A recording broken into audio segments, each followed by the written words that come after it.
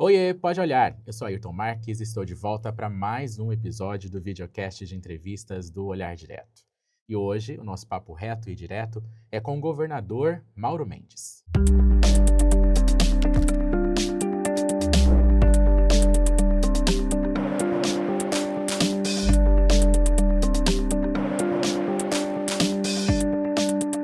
Está no ar mais uma edição do Pode Olhar. E você sabe, aqui a gente recebe quem faz a diferença no cenário político, jurídico e cultural de Mato Grosso.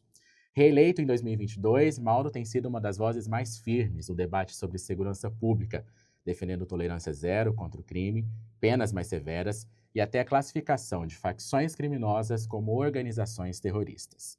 Ao mesmo tempo, o governador também tem se destacado no cenário nacional, participando de articulações políticas com outros chefes de Estado e sendo citado em discussões sobre eleições de 2026. No episódio de hoje, vamos falar sobre segurança pública, política nacional e os bastidores da sucessão em Mato Grosso. E para este episódio, eu conto com a ajuda, mais uma vez, do jornalista Jardel Arruda, que escreve para o Caderno de Política. Jardel, muito obrigado por ter aceitado novamente o convite. Seja bem-vindo. Muito obrigado, eu que agradeço por estar aqui e poder entrevistar mais uma vez o governador Mauro, que eu já tenho a incumbência de estar na cola dele quase todos os dias da semana. Ele que puxa o rame-rame, né, governador? A turma do Rami Rami. Governador Mauro Mendes, muito obrigado por ter vindo até o nosso estúdio. O senhor que foi o nosso primeiro entrevistado no Pode Olhar, isso ano passado, a gente foi lá até os estúdios da SECOM também, uma estrutura muito boa, e a gente se inspirou também para fazer uma estrutura parecida, pelo menos, com a estrutura do estúdio da SECOM. Muito obrigado, seja bem-vindo. Obrigado, Ayrton. Bom dia. Bom dia não, né? Bom dia, boa tarde, boa noite, né? Bom dia, boa tarde, boa noite. Ayrton, para mim é um prazer também estar aqui com você, com o Jardel e com todos que nos acompanham nesse momento aqui no Pode Olhar e falar aí dos temas que importam a Mato Grosso e a todos nós mato-grossenses. E além do YouTube, onde você nos assiste, este episódio também está disponível nas principais plataformas de podcast. Então é só pesquisar Pode Olhar no Spotify, no Deezer e no Apple Podcast. E bora ser um seguidor fiel do nosso videocast aqui no YouTube, então assine o nosso canal e ative o sininho para ser notificado a cada vez que um novo episódio for disponibilizado. E aí você pode também compartilhar com amigos e familiares e deixar a sua opinião nos comentários. E se você quer saber informações dos bastidores, ver como são feitas as nossas gravações, segue a gente nas redes sociais, em qualquer uma delas é só pesquisar @olhardiretoOficial. E se você quer receber no celular todas as matérias que estão postadas no nosso portal, é só apontar a câmera para o QR Code que aparece aí no cantinho da tela e que vai aparecer durante alguns momentos da nossa conversa, que você vai ser direcionado à nossa comunidade no WhatsApp. Governador, e o Parque Novo Mato Grosso, hein? A gente teve aí recentemente a inauguração da pista do Autódromo Internacional, um destaque nacional para Mato Grosso, uma visibilidade em todos os estados. Foi um evento muito bem sucedido, apesar das dificuldades, mas antes disso também foi uma maratona que o governo teve que correr para deixar tudo pronto e fazer com que a região fosse beneficiada com esse autódromo, né? Ayrton, essa maratona ela começou há exatamente 4 anos atrás, quando nós demos o pontapé inicial, fizemos ali o kick-off para iniciar as obras de terraplanagem, limpeza, né, daquele complexo que é muito grande, lá são 320 hectares, é uma área gigantesca, é maior do que muitas cidades que existem por aí, no Mato Grosso, em outros estados. E nesses anos todos, trabalhando, fazendo terraplanagem, ajustando áreas dos equipamentos, e há exatamente 1 ano e pouco atrás, nós pegamos o autódromo para valer, para fazer toda a modelagem, já que o projeto da pista ficou pronto há 1 ano e meio atrás, iniciamos. Terraplanagem tem um período de chuva que ela não evolui, a gente só pode trabalhar no período de seca, e conseguimos então esse ano finalizar o diálogo para fazer esse grande evento. Ele começou há mais de 1 ano atrás também, anteciparam 15 dias, né, da nossa data, que seria dia 29 de novembro, e esses 15 dias fizeram muita falta, mas não faltou empenho da equipe, determinação, vontade, porque nós tínhamos a clareza e a certeza que esse evento seria muito bem recebido internamente e também, né, pelo Brasil todo, que assistiu um espetáculo de corrida, os pilotos 100%. Eu falei com vários deles, mas o que eles falam para mim eu dava um certo desconto, né? Porque né? Talvez não iam não criticar na falar frente do crítica senhor, né? do governador, que representa o Estado e sabiam do nosso esforço. Mas eu conversei com pessoas que me diziam, olha, governador, né, inclusive um repórter da Band que cobre ao vivo e transmitiu o evento, ele disse, olha, eu conversei com 100% dos pilotos. E 100% dos pilotos, né, fizeram rasgados elogios à qualidade da pista, da iluminação, que é o que nós estávamos entregando ali naquele momento. E agora a gente vai fazer um break, uma parada ali, para que a gente possa evoluir com as obras civis, construir os boxes definitivos, camarote, as arquibancadas definitivas, centro médico, torre de controle, ou seja, finalizar as obras civis. E aí nós teremos seguramente aqui um dos melhores autódromos do mundo, segundo eles, porque a qualidade da pista é excepcional e do que nós vamos entregar também tem qualidade muito diferenciada. Bom, a gente sabe que o autódromo não está completamente pronto, né? Faltam vários detalhes ainda, foi tudo terminado às pressas, até porque 15 dias antes do prazo inicial, e tem detalhes que só daqui a um ano que vão estar completos. Todos os pilotos com quem eu conversei realmente elogiaram muito a pista. Falaram que é muito moderno, um circuito inovador. O Cacá Bueno, ele foi um que fez uma ponderação. Ele falou que se fosse 1,5 m, 2 metros, um pouco mais largo a pista, evitaria tanto o safety car na pista. Isso é uma coisa que pode ser mudada ainda na pista para daqui a um ano, para os próximos eventos? Olha, eu vi essa entrevista que o Cacá Bueno deu, e ele é um cara que merece todo o nosso respeito, acho que 4 vezes campeão da Stock Car, né? Um piloto que tem muita qualidade técnica. Entretanto, ele mesmo disse, olha, vou dar aqui algumas opiniões, algumas sugestões, porém, né, eu daria em qualquer pista do mundo, porque existe o gosto pessoal também do piloto. E aquela história, não dá para o governo ir fazer uma obra e perguntar qual a cor que você gostaria que pintasse a sua escola, do seu bairro. Um vai escolher roxo, um vai escolher azul, Sim. um vai escolher amarelo, um vai escolher branco, um vai escolher verde, um vai querer um misto de um de outro. Então já vai virar uma confusão danada e não vai entregar nunca, porque nunca chegaria num consenso. E a pista, embora seja técnica, né, a gente tem, assim, cada piloto ele tem um estilo de pilotagem. E a gente tenta, nós contratamos especialistas para fazer esse projeto. Alargamento da pista, ela tem a sua vantagem, tem as suas desvantagens, mas nós vamos sim, anotamos lá muitas observações, sugestões que foram feitas, e vamos passar isso num filtro técnico para ver o que é possível também implementar, o que é necessário implementar. Mas eu gostei muito da entrevista dele porque foi muito sincera. Ele elogiou muito, fez essa ponderação e disse, olha, eu faria isso em qualquer autódromo do mundo que eu já corri, algum nível de sugestão. Mas o governo está sempre aberto a ouvir e, na medida do possível, fazer aquilo que é melhor. E pode ser um diferencial também da pista, né? Um nível de dificuldade para esses Ela esses tem, pilotos, assim, né? muitos diferenciais que foram muito trabalhados, né? Essa pista ela tem uma característica, né, que é ser um trioval. Quando nós fazemos uma pista que ela tem 2 circuitos, um trioval e um misto, nós corremos pelo circuito misto, que é pegar 2 retas, que é a reta dos boxes e a reta que nós chamamos de reta da Chapada, né, já para fazer. A gente vai agora começar Tem a os denominar... paredões lá na frente, né? Isso, vai chamar reta da Chapada dos Guimarães, né, porque o que nós queremos? Isso tem que ser um grande potencializador do nosso turismo. Por isso que ele chama Autódromo Internacional de Mato Grosso. Alguém que, colocar, porque toda vez que falar, vai falar o nome do nosso estado no Brasil inteiro, no mundo inteiro. Por mais que José da Silva pudesse ser um nome, qualquer nome que você escolhesse, né, quem vende o nosso estado é nós mesmos, é o nosso Mato Grosso. Então chama Autódromo Internacional de Mato Grosso. As curvas ali, elas vão ter alguns nomes.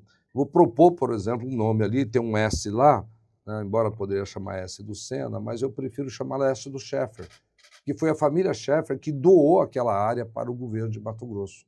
São 320 hectares que foram doados ali, uma homenagem a quem doou, né? E outros nós vamos fazer, talvez, a curva do algodão, a curva do milho, a curva da soja, a curva do boi, né? A reta do boi, alguma coisa assim para mostrar para o mundo as nossas potencialidades. O que nós temos aqui. O que nós temos é aquilo que nós somos bons, porque uma das grandes alternativas, objetivos desse parque, daquilo que nós estamos fazendo lá, é potencializar a imagem do Estado.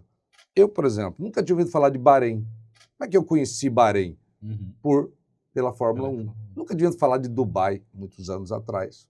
Dubai, de repente está lá, Dubai, fazendo uma corrida em Dubai. Então, esses grandes eventos, eles servem para potencializar, maximizar a divulgação e através do conhecimento você faz negócios, atrai investimento, atrai coisas positivas. Então hoje o Mato Grosso começa a ser conhecido não só por ser um grande produtor do agronegócio, isso muitos já sabem, mas também um estado que tem pujança e capacidade de fazer grandes eventos. O Guns N' Roses foi um exemplo disso, uma corrida do nível que nós fizemos, com grande diferencial de ser noturna.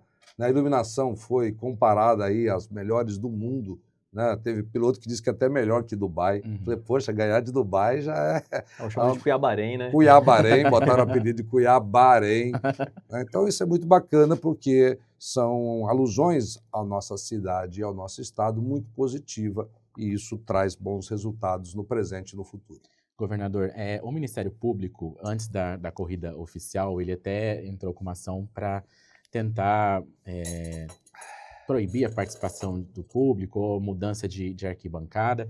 E aí, nessa peça, eles apontaram que a falta de árvores ali na proximidade pode ser um fator que contribui para fenômenos naturais como o vendaval, né, que aconteceu na quinta-feira antes da corrida e que arrancou a cobertura de uma das arquibancadas.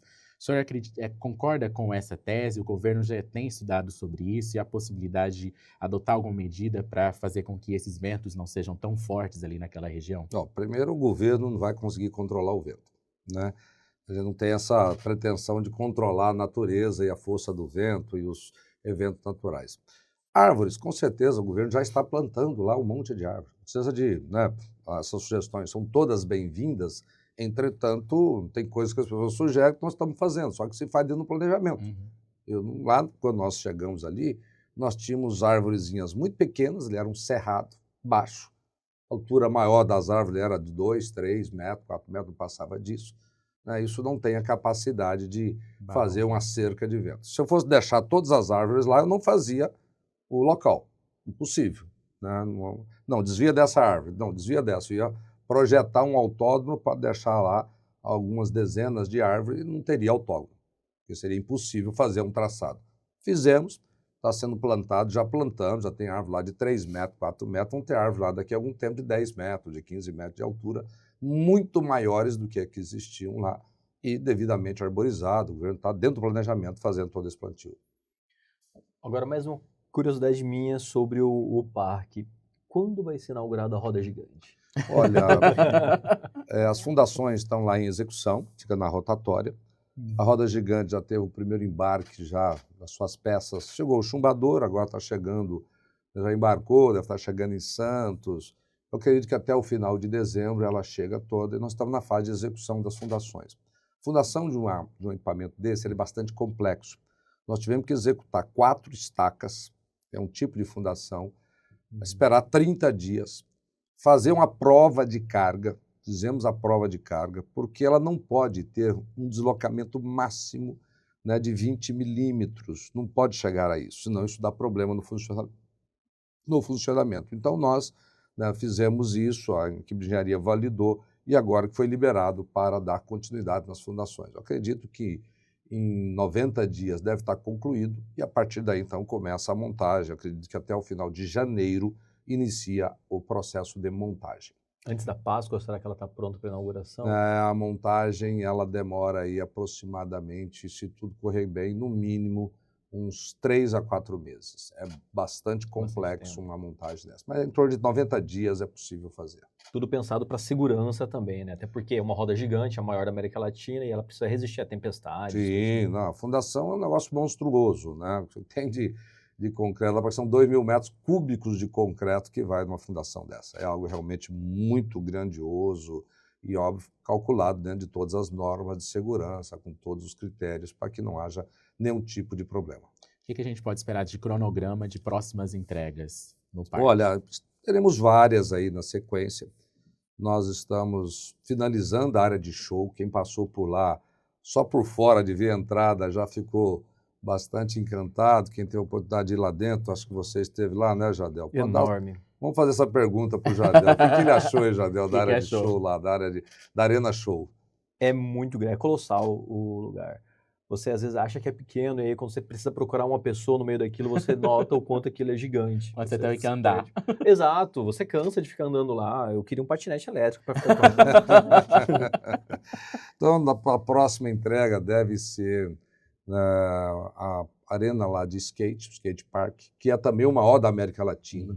E está previsto para dezembro, se eu não me engano, é 18, 19 e 20, uma coisa assim, né, de dezembro, a realização da final do Campeonato Brasileiro de Skate.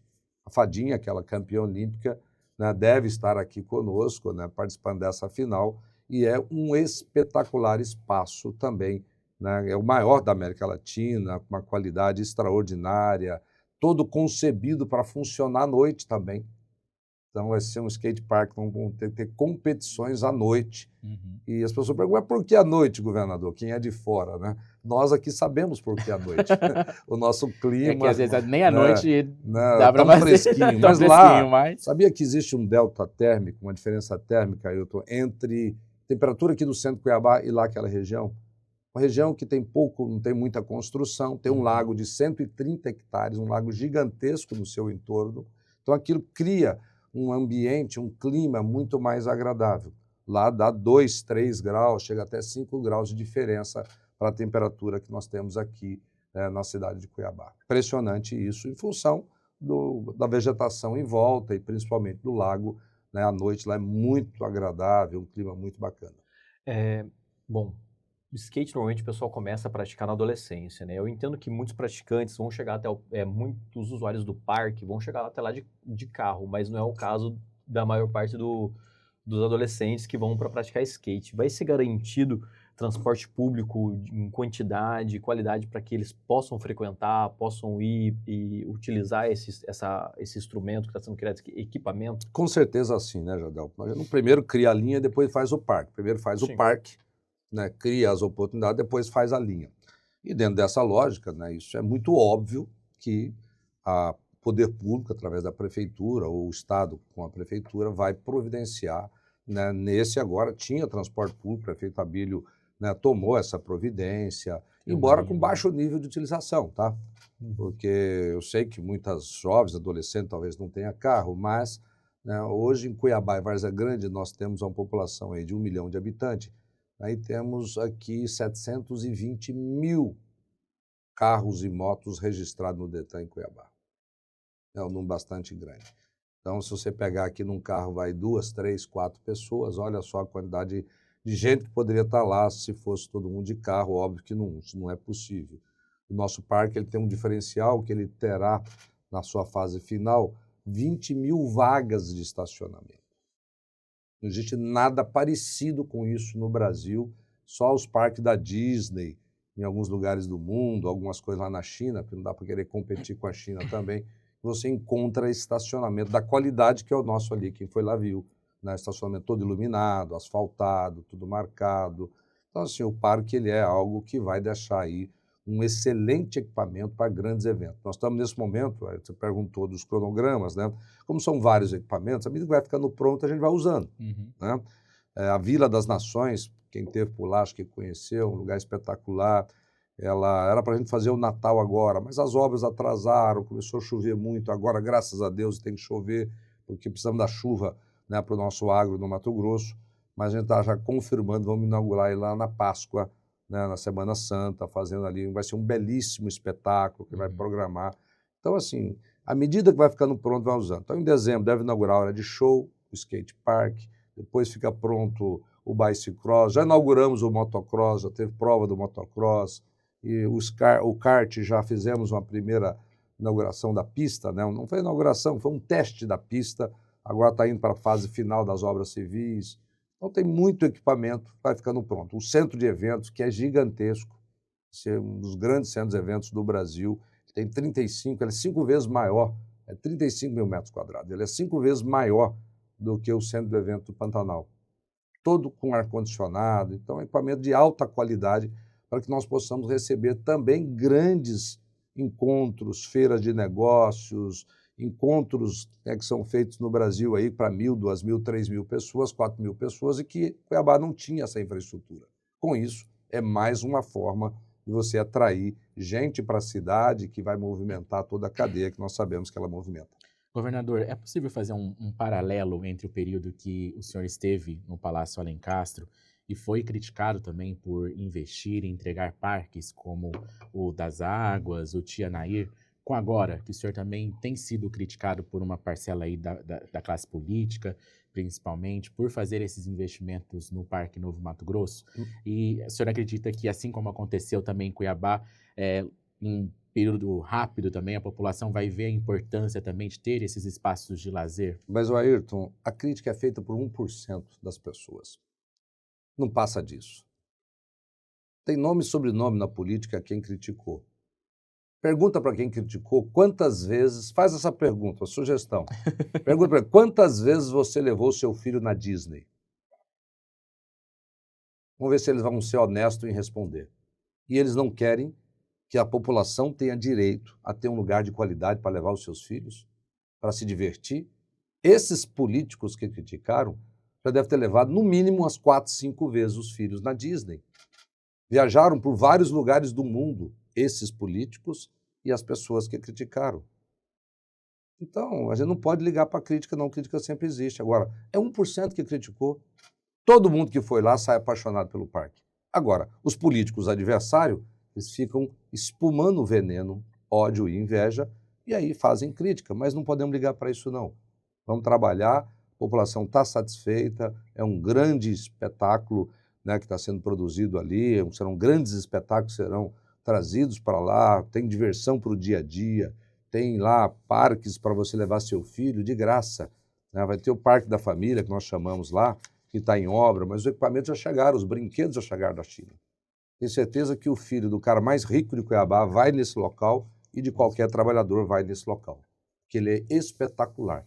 Então, o filho do cuiabano, do mato-grossense, da Baixada Cuiabana, vai ter um local decente, com dignidade para ir, porque a grande maioria não pode ir para a Disney, como alguns desses políticos que criticam. E não há essa questão também, né, governador, de deixar de investir num setor como saúde e segurança para se investir nesse parque?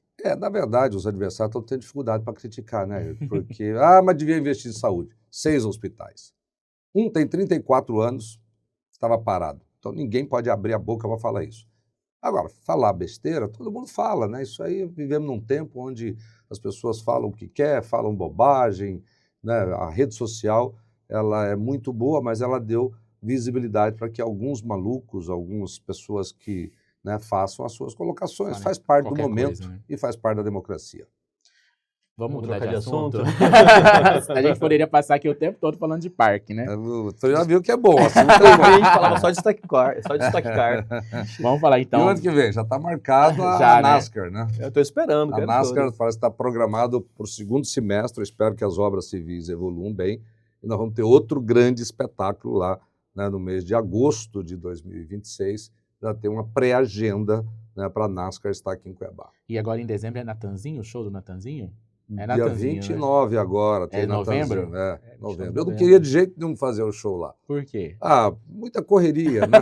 Aí insistiram tanto que queria, acho que ele viu as imagens lá, ele queria fazer ele na Vila das Nações, que ele viu as imagens lá e achou lindo, né? E é realmente muito lindo. É o lugar mais instagramável do parque. Todo mundo que vai lá... vai gravar o DVD dele. Ele vai gravar um DVD. Ele está viajando o Brasil, gravando esses DVDs. Mas ele traz toda a estrutura, traz tudo, o governo vai gastar um centavo só para a gente ceder lá o local e preparar, obviamente, toda uma infraestrutura para um evento desse, banheiro, etc. e tal. Aí nós acabamos topando, então dia 29 vamos ter Natanzinho lá e vai ser gratuito para toda a população. Só o chapeuzinho. Só para a gente finalizar esse assunto, a gente vê, até essas ações do governo na Páscoa, no Natal, a gente vê que a Arena Pantanal é muito utilizada para isso, fazendo com que o espaço seja utilizado não só para o futebol, né? Com esse parque, com o Parque Novo Mato Grosso, não há um risco da Arena Pantanal ser deixada de lado? Como que vai ser utilizado esse espaço também, além do futebol? Olha, a Arena Pantanal, ela foi feita para o futebol. Houve uma adaptação para os grandes eventos, que é natural, feito aqui em qualquer lugar do mundo. Só que fazer a utilização da arena, ali tem alguns graves problemas. Primeiro, não tem estacionamento em volta. Tem 1.900 vagas de estacionamento. Quando faz um evento ali, cria um transtorno gigante para a população. Lá no Parque Novo Mato Grosso, vão ter 20 mil vagas de estacionamento. Então, você pode colocar lá 50, 60, 70 mil, 80 mil pessoas e não afetar o dia a dia da cidade. E ali custa caro, você tem que proteger o gramado, né? É uma confusão danada para montar as estruturas, tem que parar muitos dias antes, alguns dias depois. Então, ela é uma adaptação. Lá não, nós vamos ter uma área específica que cabe até 100 mil pessoas ali no local, com banheiros definitivos, cobertura, não tem problema de chuva, pode chover, que pelo menos 50 mil pessoas você tem como colocar na área coberta, 50, 60 mil pessoas na área coberta. Então, assim, é um local, né? Se for fazer aqui uma fala do Gustavo Lima, ele teve lá um dia, eu não estava junto com ele, e ele me mandou o vídeo, né, que ele gravou e me mandaram o vídeo, ele pediu para me mandar, e ele falou assim, isso aqui vai ser a Disney dos shows, esse local aqui. Ele ficou tão encantado, e quando ele foi lá, estava em obra ainda, estava longe, estava coberto, mas ele já conseguiu imaginar como seria, e realmente vai ser um espetáculo. Agora, é uma pena que a nossa arena está dentro da cidade, tem um problema ali de logística muito grande, né, mas está lá e vai ter que continuar por lá. Esperando festivais, que para ir festival de música hoje, a gente é São Paulo, Rio, é um transtorno, Nós pegar vamos ter folga, grande Matheus já festival, reclama. porque lá, Foca em Cuiabá agora, né? lá, Ayrton, nós temos lá palco definitivo, nós vamos ter toda uma estrutura, painéis de LED definitivo, som. Se for fazer um festival de música cuiabana, de cururu e siriri, por exemplo, para valorizar a nossa cultura, você vai ter lá uma infraestrutura toda pronta. Então, o custo para fazer esses pequenos e médios eventos regionais, ele vai ser mínimo. Vamos fazer lá um festival de quadrilha, nas festas juninas, festival de para valorizar a música regional. Então, assim, vai ficar barato promover um local excepcional, com alta qualidade, tem 7 camarins, então, de pequenos, médios e grandes eventos, tudo cabe lá. Então, agora vamos mudar de assunto também, porque aproveitar a presença do governador, né, Jardel? Vamos falar de segurança pública? Entre as medidas que o senhor tem defendido é classificar as facções criminosas como organizações terroristas. No entanto, hoje, segundo a lei brasileira, para ser classificado como terrorismo, requer uma motivação ideológica, política, religiosa ou de ódio, não apenas essa busca de lucro ou domínio de território, como ocorre com as facções criminosas. E na pesquisa, até mesmo para o nosso episódio, eu li algumas matérias e a opinião de alguns especialistas, que eles apontam que há até uma confusão entre o que é terrorismo e o que é utilizar métodos terroristas para comandar territórios em busca de lucro. Além disso, eles afirmam também que a discussão desse tema no Brasil revelaria a influência dos Estados Unidos, uma vez que estaríamos aí internalizando uma política do atual presidente Donald Trump, que vem sendo utilizado para justificar até mesmo ações militares no Caribe. O que leva o senhor a insistir nessa defesa, a fazer essa defesa da mudança da classificação dessas facções como grupos terroristas, mesmo diante dessas divergências de conceito e críticas de alguns especialistas? Ayrton, primeiro eu respeito os especialistas, mas eles precisam conhecer um pouco a realidade. Muitos especialistas, eles são teóricos, são estudiosos. A teoria e os estudos aprofundados, acadêmicos, têm a sua importância, mas quem vive a realidade sabe que essas facções criminosas, elas cresceram muito no Brasil e elas praticam o terror, elas dominam pelo medo. O terrorista também é aquele que, pelo medo, né, com a força pelo medo, pela ostentação da força, ele domina territórios, né, e impõe a sua vontade para oferir resultados daquilo ali. É isso que as facções criminosas fazem hoje no Brasil. E agora, gente, eu acho uma grande bobagem esse negócio de ser terrorista, não ser terrorista, chamar de A, de B ou de C. O que importa é que nós tenhamos uma lei muito dura para dar instrumento ao Estado brasileiro de combater essas facções criminosas. Você vai chamar de terrorista, de idiotista, de bestista, não interessa. Eu quero uma lei dura que realmente dê ao Estado poder de prender esses caras e tirá-los de circulação por algumas décadas. Porque nós estamos cansados de prender. Esse ano já prendemos mais de 2.000 pessoas faccionadas em Mato Grosso. Grande parte foi solto, porque a lei é frouxa. Pronto. Isso é bobagem, não vamos ficar perdendo tempo de discutir isso, não. Quero uma lei dura que dê ao Estado brasileiro a capacidade de combater, de punir, e o cara falar assim, pô, não vale a pena ser membro de uma facção, que hoje está valendo a pena.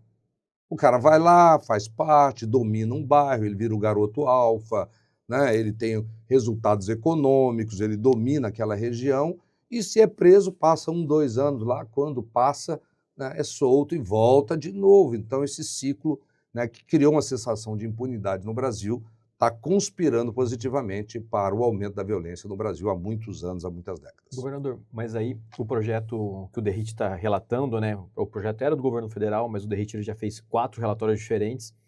E se no começo ele tirava alguma autonomia da Polícia Federal, ele ainda continua, apesar de ter tirado aquela necessidade da autorização da Polícia Federal pedir para os estados para investigar, ainda tira parte da autonomia dela, precisa informar o estado de que está investigando, por exemplo. Ele também acabou tirando a questão de como acabar com o braço econômico das facções. Isso é uma lei rígida ou é uma lei frouxa, o que ele está propondo no fim das contas? Olha, eu não tive a oportunidade ainda, hoje deve estar lá em pauta, em votação, né? Provavelmente estava programado para hoje, vamos ver se eles vão conseguir. Espero que seja uma lei, primeiro, inteligente, eficiente e que alcance os objetivos que todos nós brasileiros queremos.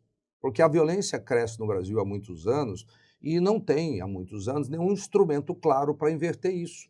Primeiro deixou-se criar no país, já uma sensação de impunidade. As pessoas não acreditam que vão ser presas ou que, se forem presas, vão ficar na cadeia. É o crime de colarinho branco, é assim. É o crime de corrupção, é assim. E aí o bandido também acha que vai, né, fazer crime, que vai matar, que vai roubar, que vai extorquir, que não vai dar em nada. E é tanta gente fazendo crime que muitos ficam ilesos. Porque se a gente fosse prender hoje todo mundo, haja cadeia. Por quê? Porque não há um desestímulo à prática de crime no nosso país. Então, quando a gente pede uma lei dura e inteligente, ela tem que ir ao encontro desse objetivo de desestimular o cidadão a praticar crime. Eu dou um exemplo, por exemplo, né, nessa história, da questão do trânsito. Nós temos uma multa no trânsito para quem ultrapassa o limite de velocidade. Qual que é o valor dessa multa? R$100 e poucos. A maioria dos brasileiros, a grande maioria absoluta, faz o quê? Acelera, vai a 90, 100 por hora dentro da cidade, dependendo da avenida, da rua. Tem o radar e sabe onde tem o radar, ele reduz para 40, reduz para 60, passa o radar e acelera. Não é assim? Que a grande maioria, você não faz assim, Ulisses? Ayrton, não. Ayrton, desculpa. Ulisses, talvez. Ayrton, hein? Brincadeira. Hein, Ayrton? Não faz assim? Sim. Isso, é assim que todo mundo faz, gente. Não adianta falar não. Né? 99% do brasileiro faz isso. Bom, por quê? Porque a multa, a pena, é muito branda, então não mudou a cabeça de ninguém. Vamos lá, no mesmo Código Penal, no mesmo Código de Trânsito brasileiro, qual que é a pena para beber e dirigir? Uma pena muito mais dura. O cara paga uma multa muito mais alta, ele pode ser preso, o carro dele é preso, ele responde, perde a CNH. Eu já vi muitas e muitas vezes, na minha casa, algum evento que eu faço lá, algum aniversário, alguma coisa, pessoas dizem assim, governador, eu falo, você não está bebendo? Eu falo, não, eu estou dirigindo. Não, eu estou bebendo, mas a minha mulher que vai dirigir. Não, eu vim de Uber. Já fui muitas vezes em festas aqui, né, nesses locais apropriados para festa, alguém chegar, Mauro, amigos meus que moram no mesmo bairro aqui, eu falo assim, você me dá uma carona para ir embora? Eu falei, dou. Por que você veio de carro? Não, eu vim de Uber, porque eu estou bebendo. Então isso começou a mudar o comportamento das pessoas. Então, isso que eu digo, lei inteligente. Ah, parou todo mundo de beber e dirigir? Não, mas muita gente já começou a mudar o seu comportamento. Mas além só complementando, claro, além da questão de ter aumentado a punição, a pena, também a questão da fiscalização, né, governador? Nesse caso específico do trânsito, né? Tem as blitz de lei seca. O senhor acredita que também, além não só a questão de aumentar a punição, mas também o rigor e o cumprimento dessas penas? Com certeza, não adianta nada você ter uma regra, não importa qual seja, muito bem definida e muito bem construída, se depois não tiver fiscalização. Mas é um segundo passo, né, Ayrton? Mas e se não tiver, então não vamos fazer? Faça, vamos cobrar depois fiscalização e aplicação. Tudo. Governador, você fala muito sobre prisão, né? Sobre penas duras que mantêm as pessoas na cadeia. Porém, o senhor mesmo admite que as lideranças dessas grandes facções estão presas há 20, 30 anos e as facções continuam crescendo. Então, como resolver isso deles continuarem comandando lá da prisão? Inclusive, é um desafio que sei que o senhor tem encontrado na sua gestão. O que fazer? Como resolver isso? Como atacar esse problema? Tipo, os líderes estão presos e mesmo assim as facções estão prosperando. Porque as condições aqui fora, elas são muito adequadas para que esse negócio prospere. Parece surreal dizer, né, que o líder do PCC está preso há mais de 20 anos. E, durante esses mais de 20 anos, um presídio federal, o PCC virou uma multinacional, entrou em vários negócios, cresceu. Aqui em Mato Grosso, um líder do Comando Vermelho está preso há quase 30 anos. Então, isso é uma verdade. Por quê? Porque as condições aqui fora, não basta prender um líder e deixar para que surjam outros sublíderes e continue tocando o negócio do mesmo jeito. Qual que é a pena para um agente prisional? Quantas vezes nós já pegamos, depois que nós trocamos o secretário de Segurança e Justiça, entrou lá o delegado Vitor, nós já prendemos, acho que uns 12 ou 15, eu não lembro direito, agentes penitenciários aqui, agente penal, entrando com celular ou droga na cadeia. Qual que é a pena para esse servidor público que estava servindo ao crime lá dentro? É muito branda. Agora, se o cara soubesse assim, ó, entrei, foi pego entrando com o celular para entregar para o criminoso lá dentro, ele vai pegar uns 20 anos de cadeia, esse cara ia pensar 1000 vezes antes de cometer esse crime. Ele é preso na hora, vai na delegacia, sai na audiência de custódia. Isso que eu chamo de crime compensar. Então, essa frouxidão e burrice da lei permite que muitos celulares sejam colocados dentro dos presídios no Brasil inteiro e os bandidos lá dentro continuem atuando, praticando crimes, golpes, falando, orientando e comandando. Então, a lei precisa ser dura e inteligente, saber atacar no ponto certo para destruir essa cadeia do crime e a sensação de impunidade no país. O senhor, nos últimos anos, cobra o Congresso Nacional a fazer essas mudanças, né? O senhor acredita e enxerga neste momento um momento favorável para fazer essas mudanças? A gente tem a discussão aí da lei antifacção, é um assunto nacional e que o Congresso tem se debruçado, mas o senhor acredita que, de fato, é um momento, vai ser esse momento para fazer essas mudanças, ou há uma questão também muito política e até mesmo eleitoral, aí que a gente está há menos de um ano das eleições? Olha, independente da questão eleitoral, a segurança pública, ela é hoje um dos elementos que o cidadão brasileiro mais está preocupado. Tem muita gente preocupada hoje no Brasil com a sua segurança, porque vivemos num país inseguro. Um dia desse eu estava na China, um chinês até brincou. Eu perguntei para ele assim, a última vez que eu fui lá, falei, vem cá, você não sente falta da liberdade de votar aqui no seu país, de escolher os seus líderes? Aí ele pegou o celular assim e ficou falando em chinês, aí o cara traduziu para mim. Ele falou, governador, aqui na China o senhor pode pegar um saco transparente, encher de dinheiro, a nota maior que existe aqui na China, um saco grande, cheio de dinheiro, transparente, todo mundo vê que é dinheiro, amarrar a boca dele, colocar na cabeça, sair andando em qualquer rua, em qualquer bairro da China, que ninguém vai encostar a mão para lhe tomar o seu dinheiro. Eu pergunto ao senhor, o senhor pode andar em qualquer rua, em qualquer bairro, qualquer cidade do seu país com o celular na mão assim, balançando? Eu disse, não, é óbvio que não.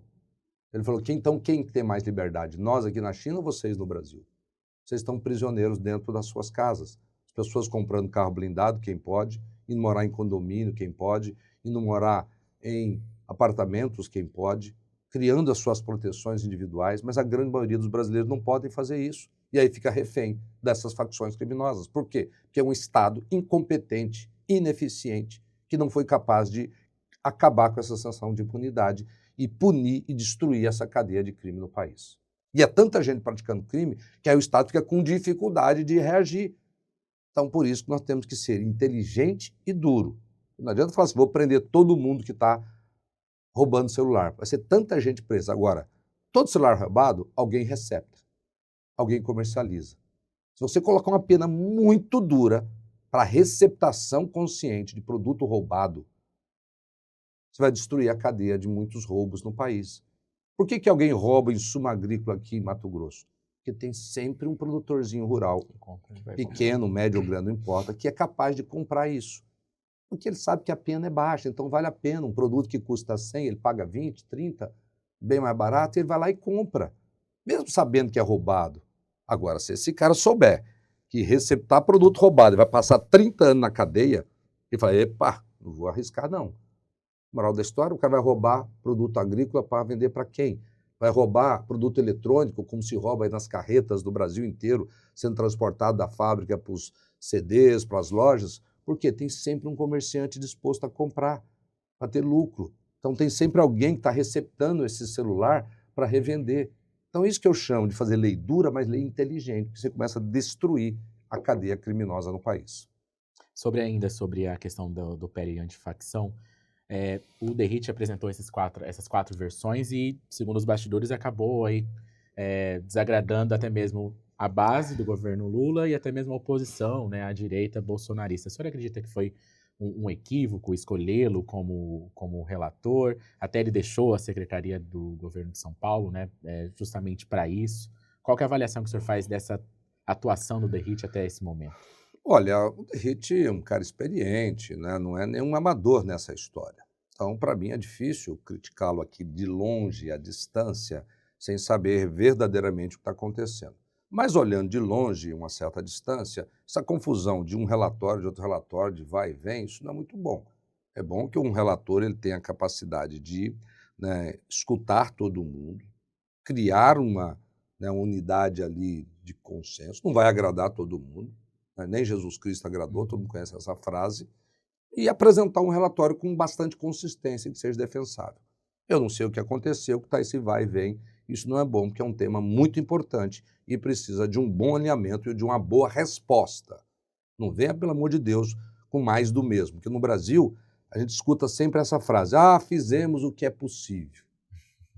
Fazendo apenas o que é possível e poucas vezes o que é necessário, é que o Brasil é o que é e nunca vai ser o que poderá ser, porque a gente só faz o que é possível. O que é possível todo mundo faz. É igual colocar eu em campo para jogar na seleção brasileira e dizer, não, mas eu fiz o que era possível.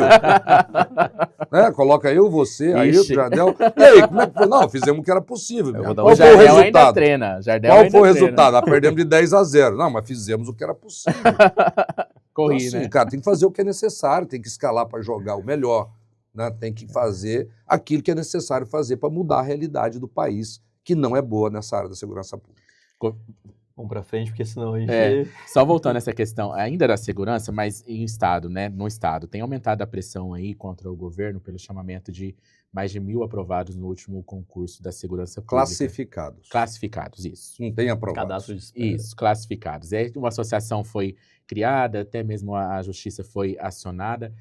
Chamar esses classificados não ajudaria, não resolveria um pouco essa questão do crescimento das organizações criminosas no Estado? O que o governo, o senhor, a secretaria tem pensado sobre isso? Olha, primeiro, quem determina, Ulisses, quem vai ser chamado ou não é o governador.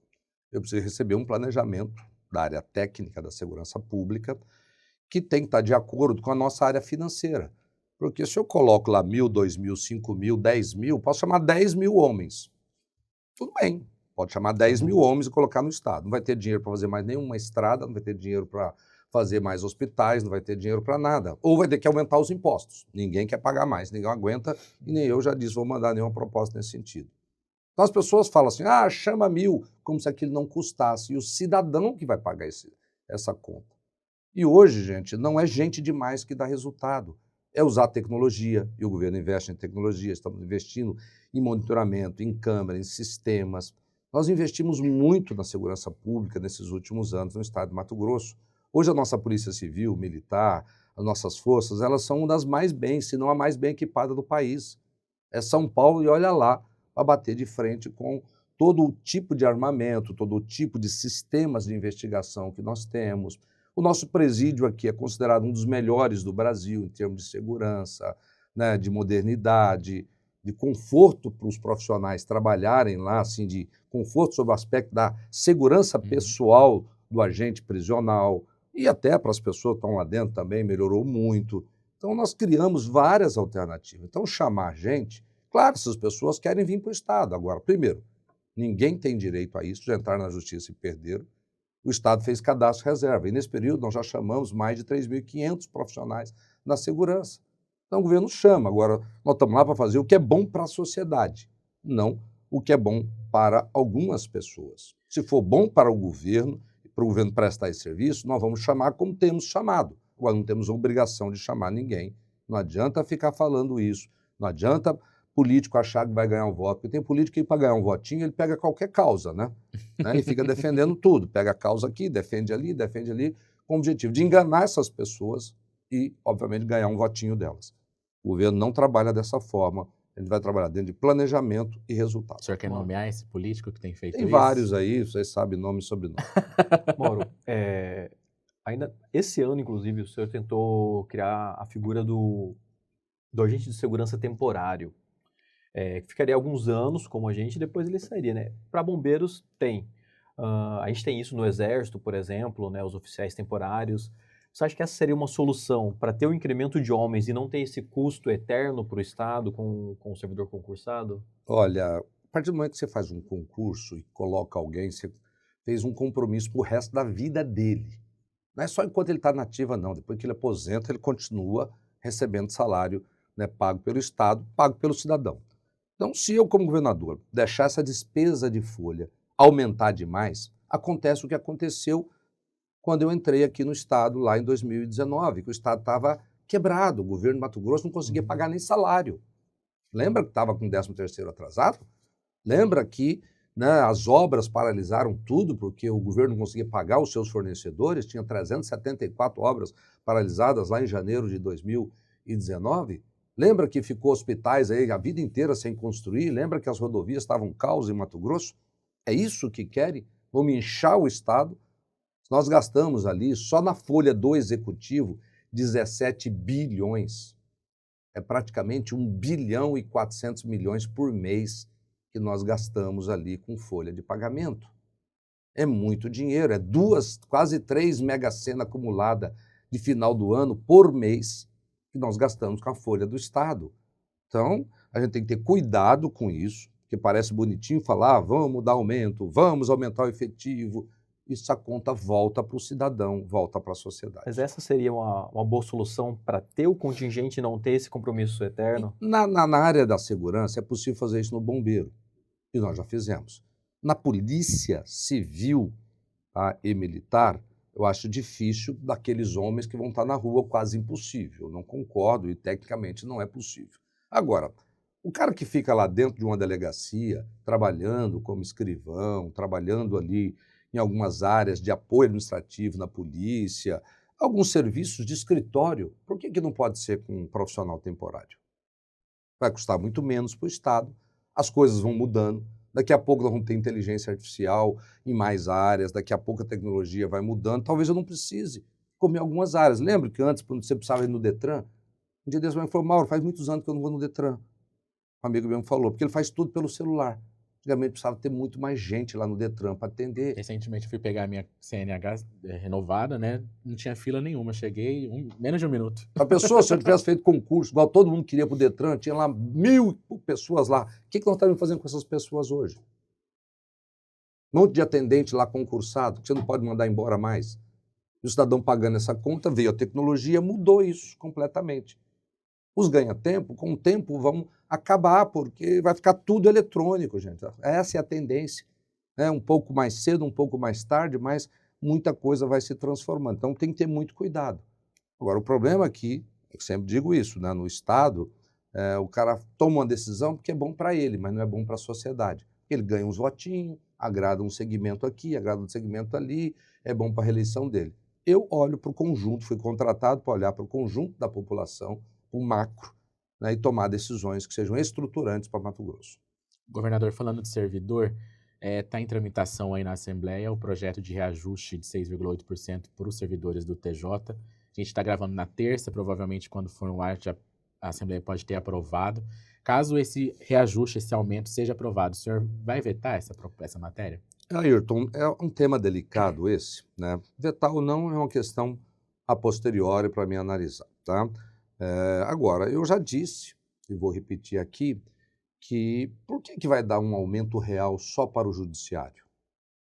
Quando der esse aumento real de 7% para o judiciário, e os outros poderes não vão querer? A Assembleia não vai querer, o Tribunal de Contas do Estado não vai querer, O Ministério Público não vai querer esse mesmo aumento real? Ah, é o Executivo, que é o que tem o menor salário médio entre todos, não vai querer?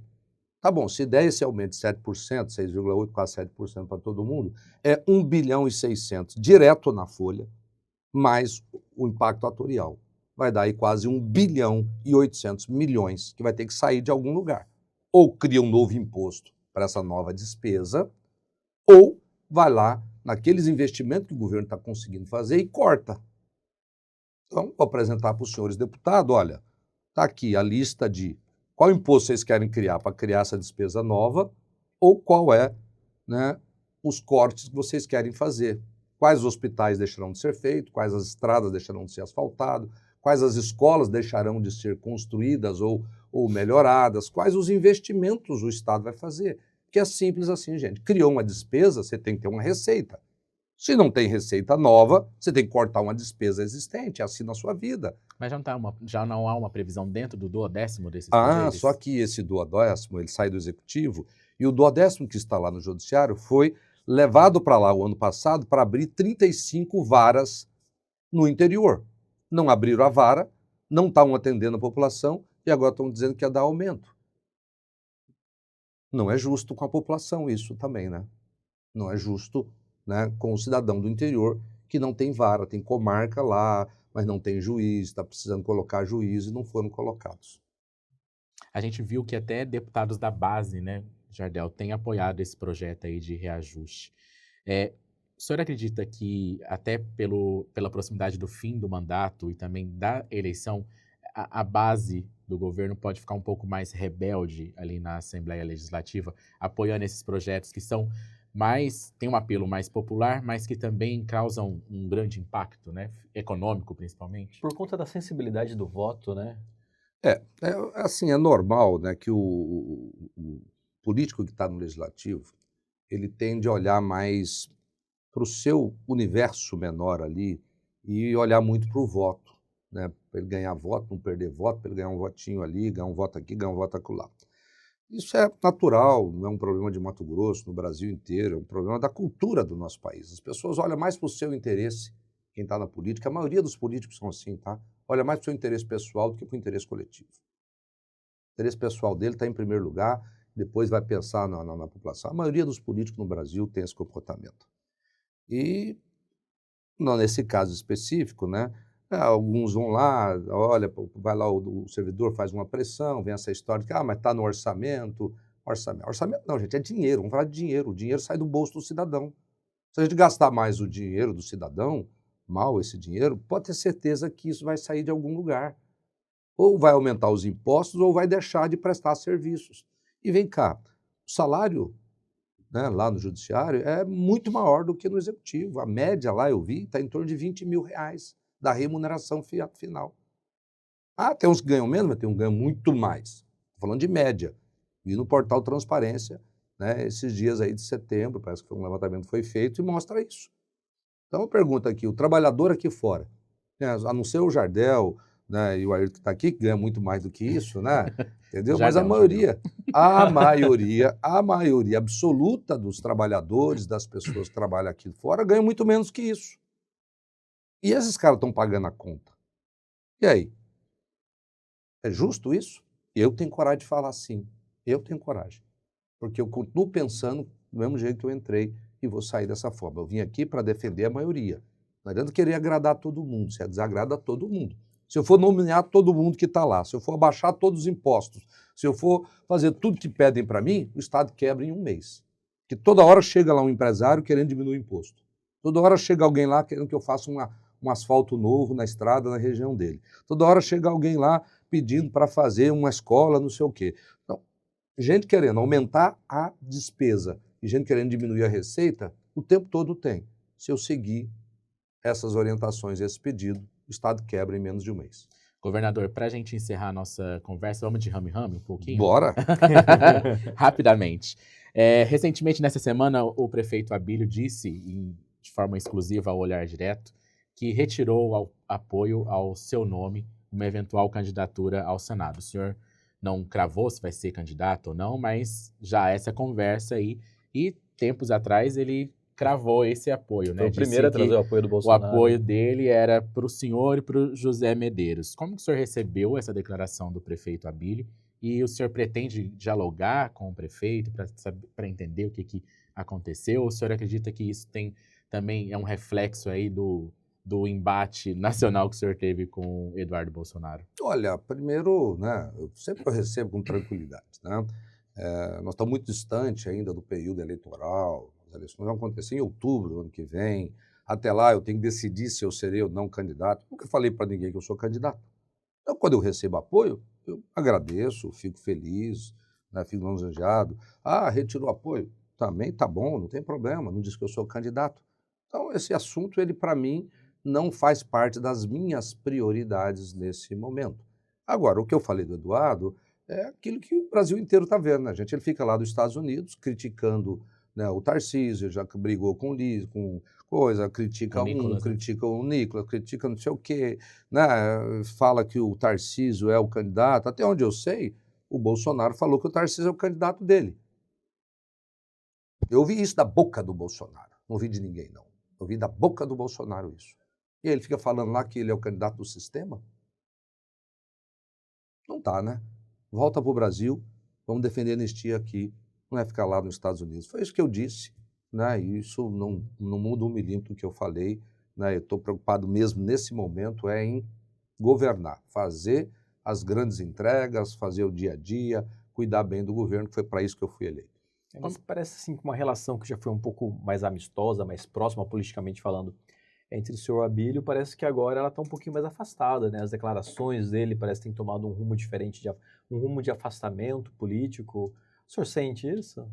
Não, ele esteve lá comigo, não teve, eu pelo menos não senti isso. Governador, em relação ao Tarcísio, o senhor acabou de falar que ouviu do Bolsonaro que ele seria o candidato dele. O Tarcísio respondeu isso como? O senhor chegou a conversar isso com ele e acredita que esses ataques, até mesmo do Eduardo, podem fazer com que ele decida de fato a não concorrer à presidência e buscar a reeleição lá ao governo de São Paulo? Bom, eu ouvi, estou falando que eu ouvi, Uhum. né, da boca do Bolsonaro. Então não ouvi de ninguém, ninguém mandou dizer, ninguém, né, deu recado para mim, ouvi da boca dele. Porém, né, nunca ouvi da boca do Tarcísio, já conversei muitas vezes com ele cravando, dizendo assim, vou ser candidato.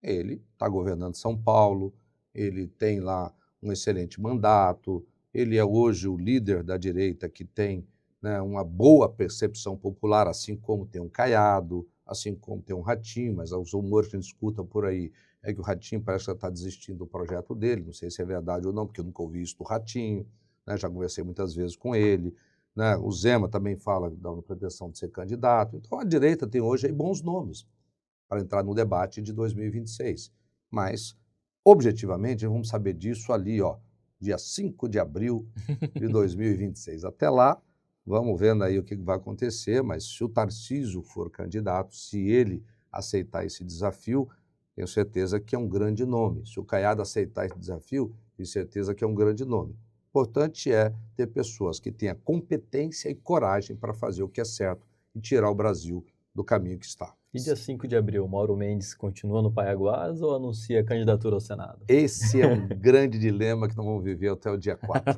E o que Eu pesa jurando nesse que ele ia dilema? confirmar aqui ou Eu não. também, né? Estava esperando. Mas o que pesa nesse dilema? O que o senhor está calculando aí? O que entra nessa matemática?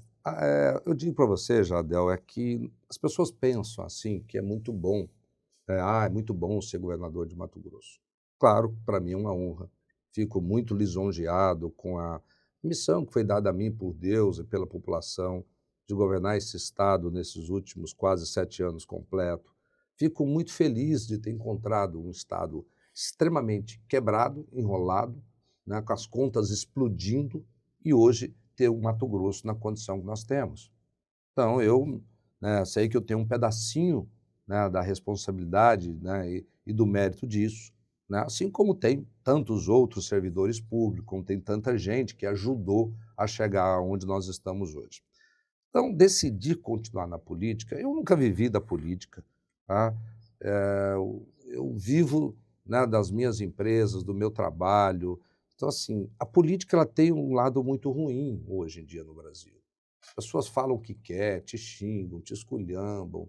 E é uma contribuição. Eu sempre disse, política para mim é uma contribuição. Contribuição você dá quando pode e tem até um momento. Pode chegar um momento que você vai parar. Será que eu quero continuar? É uma análise que eu vou fazer agora no início do ano. Será que, né, minha família, tem que conversar muito com a Virgínia, com os meus filhos? Então não é uma decisão simples, né? Para mim, pelo menos, não é. Por isso que eu vou ali com tranquilidade. Eu nunca disse que sou candidato e nunca disse que também que não serei candidato. Eu disse, olha, não é momento de analisar isso. O momento vai ser o ano que vem. Eu garanto para você que a hora que começar o ano, eu entro no módulo reflexão. Aí eu vou começar a refletir, pensar, analisar comigo, com Deus, com a minha família. Claro, vou ouvir pessoas, vou ouvir amigos, vou ouvir partidos, vou ouvir lideranças. Vou andar um pouquinho mais, eu andei esses dias para o Mato Grosso, vou andar um pouquinho mais até lá, e aí tomar a decisão se eu deixo o governo no dia 5 de abril e vou ser candidato, ou se eu termino o meu mandato, ou o que nós vamos fazer lá, mas essa decisão eu vou tomar no início do ano. O vice Otaviano Pivetta tem o projeto de disputar a sucessão, né? E para ele estar no mandato seria talvez uma força muito grande para essa disputa.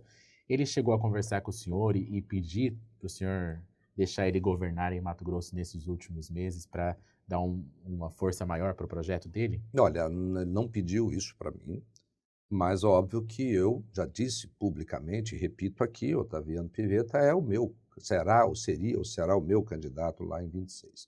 Por quê? Primeiro porque ele tem qualidades para isso.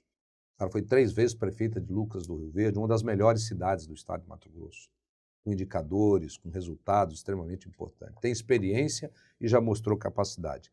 Tem 7 anos comigo no governo, ajudou em muito aquilo que nós fizemos nesse período. Um cara sério, honesto, para continuar e garantir que Mato Grosso tenha 12 anos de prosperidade. O que eu quero é isso, que haja prosperidade e que o Estado continue cumprindo o seu papel perante o cidadão e perante a sociedade, como nós conseguimos fazer nesses 8 anos. Olha quanta coisa boa, né, Ayrton, que aconteceu nesse período. Olha quanta coisa que estava parada aí há décadas. ZPE de Cáceres, 30 anos, nego falando. Fomos lá e fizemos. Hospital Central, 34 anos a parada, fizemos. Hospital Júlio Miller, fizemos. Rodovia, quando nós chegamos em Mato Grosso, tinha 6.400 quilômetros de rodovia asfaltada. Ou seja, durante toda a história de décadas e décadas de Mato Grosso, foram feitos 6.400 quilômetros de asfalto. Eu e Otaviano Pivetta junto vamos fazer, nesses 8 anos, mais de 7 mil quilômetros de rodovia asfaltada. Então, olha como um governo sério, que trabalha com um foco naquilo que é importante, que sabe estabelecer prioridades, entrega bons resultados. Olha quantas escolas.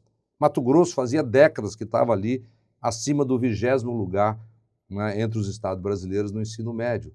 Colocamos em 8º, esse ano teve DEB, acredito que vamos continuar crescendo, vamos continuar melhorando. Não tem uma área sequer que você olha que o governo não fez importantes investimentos nesses últimos anos aqui no estado de Mato Grosso. É isso que eu quero que continue. É assim que eu quero ver o meu Mato Grosso, tendo aí 12 anos de prosperidade. E quem representa isso chama-se Otaviano Pivetta. Você manteria esse apoio pessoal ao Pivetta, mesmo que o partido decidisse um outro rumo, uma outra candidatura majoritária? A minha questão pessoal mando eu. O partido manda no partido. Tá? Assim como cidadão.